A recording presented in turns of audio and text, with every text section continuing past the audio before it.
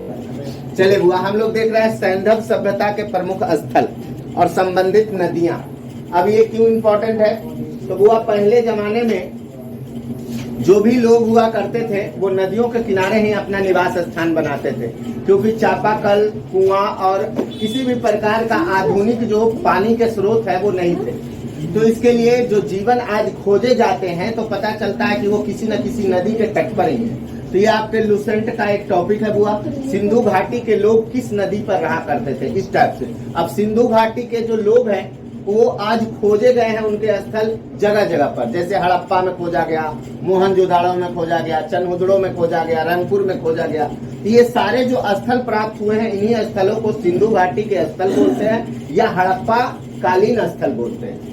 अब ये हड़प्पा, मोहनजोदड़ो, चनहुदड़ो, रंगपुर, रोपड़, ये सब आज के स्थान है। जैसे बिहार शरीफ में कोई ऐसा खुदाई हो और अंदर से एक कह लीजिए इस जमाने के घड़ा निकल जाए, तो इस स्थान को फिर खुदाई होगा, एक नगर मिलेगा, तो उस नगर को क्या नाम दिया जाएगा? बिहार शरीफ के स्थल कहेंगे ना।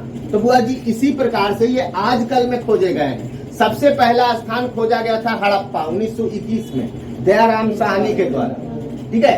तो इसलिए पूरे स्थल को, अब जब मोहनजोदड़ो में मिला तो सब हल्ला किया कि अरे हड़प्पा जैसा घर यहाँ भी मिला है, तो ये भी किसका स्थल मान लिया गया? हड़प्पा स्थल। फिर बुआ चनहुदड़ो में भी मिला, तो इसको भी क्या कहने लगे लोग कि हड़प्पा जैसा स्थान कहाँ मिला? चनहुदड़ो में मिला। तो चनहुदड़ो को भी कैसा स्थल माना गया? हड़प्पा स्थल माना गया। बस कहने लगे लोग। और ज्यादातर जो मिले हैं वो सिंधु नदी के तट से ही मिले हैं, इसलिए इसका एक नाम और है सिंधु घाटी सभ्यता। लेकिन सभी सिंधु घाटी से मिले ऐसा नहीं। तो बुआ, इसको स्थान प्रश्न कैसे रहेंगे? प्रश्न रहेगा कि चनहुदड़ो निम्न में से किस नदी के तट पर बसा हुआ सिंधु घाटी सभ्यता के स्थल थे? तो बुआ क्या मारिएगा? सिंधु नदी। फिर रहेगा बुआ, सतलज नदी के तट से किस सिंधु कालीन स्थल का पता चला है? तो रोपड़। ऐसे करके प्रश्न रहते हैं आपके एग्जाम में, तो याद करते हैं इसको। चलिए याद ऐसा करिए सब दिल याद रहे। तो बुआ, रवि नाम का एक लड़का है जो हड़प लिया है। रबिया क्या किया है? हड़प लिया है। किसका जमीन? मोहन का, ठीक है।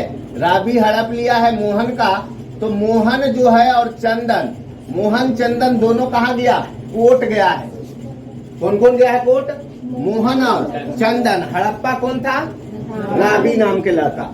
तो रबिया हड़प्पा है और मोहन चंदन कहाँ गया है? कोर्ट गया है। तो मोहन जोदड़ो और चनहुदड़ो दोनों कहाँ? सिंधु। और कोट दीजिए कहाँ? सिंधु। हड़प्पा कहाँ? रावी। मोहनजोदड़ो, चनहुदड़ो और कोट दीजिए हड़प्पा कहाँ? रावी। ठीक है। तो कोट गया है किस लिए हुआ? सिद्ध करने के कि नहीं भाई जमीन मेरा है। चलिए, हड़प्पा किस नदी पर? मोहनजोदड़ो, चनहुदड़ो और कोट दीजिए। बहुत बढ़िया। अब रहेगा बुआ रंगपुर। रंगपुर किस नदी पर प्राप्त सिंधु घाटी सभ्यता के स्थल है? तो मादर। अब आप किसी को रंगपुर दीजिएगा तो सामने से रिप्लाई में क्या मिलेगा? गाली मिलेगा। अब अच्छा रहा तो आओ भी, समझ गए? तो बस याद रखिएगा, रंग बोलिएगा तो गाली। तो रंगपुर किस नदी पर? मादर नदी पर है। अगला प्रश्न बुआ रोपड़। अब रो पड़ता है हर बात में वो इंसान जिसको हर बात में शर्म आती हो।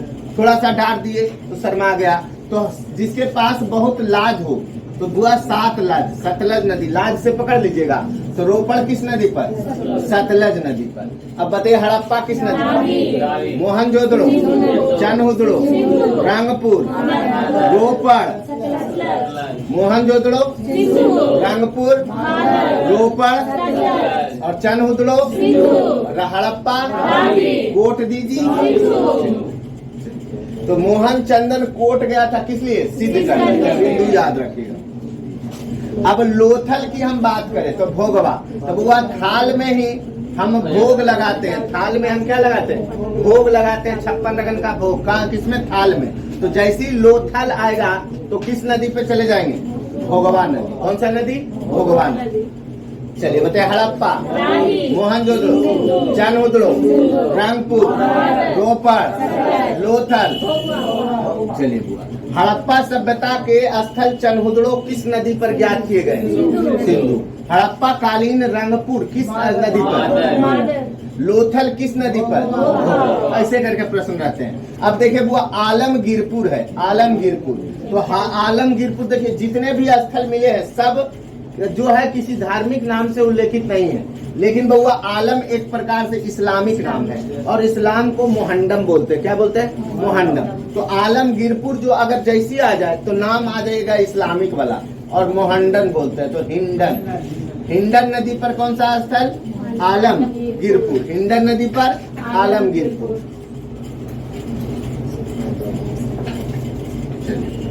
अब सूतका गेडोर, सूतका गेडोर एक सिंधु घाटी सभ्यता के स्थल है। तो बुआ सूतका और गेडोर, डोर में किसको बांध के रखा है या सूता से किसको बांध के रखा है बुआ?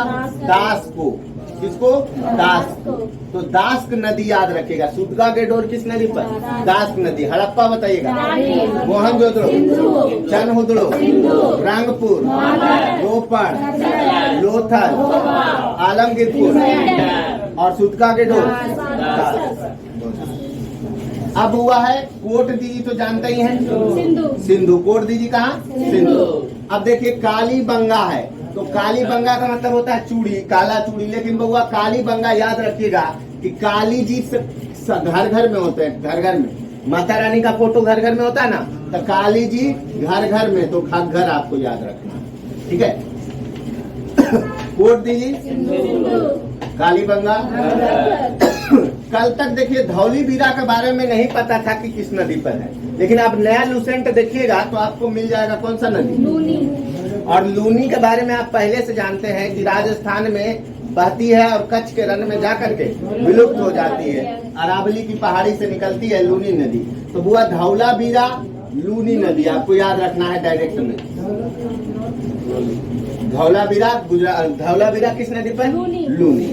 अब सोतका है, तो सोतकाह को बस इतना याद रखिएगा बुआ, उत्साह। उत्साह सोतकाह जैसे आएगा तो उत्साह, और उत्साह आदमी को किसमें होता है? शादी करने में। तो शादी कौर आपको याद रखना। सोतकाह कहाँ? शादी कौर। सोतकाह कहाँ किस नदी पर? शादी कौर नदी है। चलिए कोट दीजिए बताइए तो? काली बंगा, घग्घर, धौला बीरा, लूनी, सोतकाह, शादी कौर, हड़प्पा, मोहनजोदड़ो, चनहुदड़ो, रंगपुर, रोपड़, लोथल, आलमगीरपुर, सूतका गेडोर, दास्क, कोट दीदी, काली बंगा, धौला बीरा, सोतका। चलिए शादी का। अब बुआ बताइए रंगपुर बताइए तो? मोहनजोदड़ो, कोट दीजी, धौला बीरा, काली बंगा, लोथल, रोपड़, हड़प्पा, आलमगीरपुर, लोथल, रोपड़, काली बंगा।